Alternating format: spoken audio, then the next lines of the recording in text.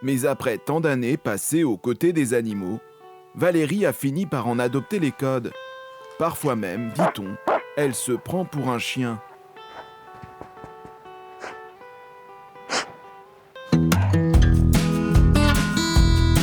J'ai fait appel notamment à des communicants animaliers, donc ça c'était chouette, ça a amené plein de réponses.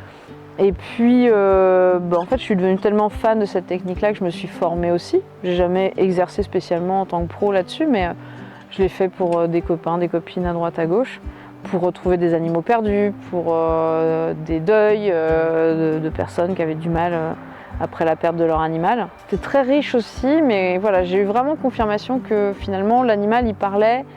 Il arrivait à s'exprimer quand il rencontrait entre guillemets le bon filtre, c'est-à-dire le bon communicant qui allait pouvoir comprendre ce qui lui arrivait. Je me rappelle d'une chienne qui était perdue, enfuie, et en com, ça faisait plusieurs jours déjà, donc on cherchait à la retrouver, et en com, la chienne je lui ai demandé du coup comment elle se nourrissait en fait pendant cette période-là et comment c'était pour elle. Elle m'a montré une délivrance de veau.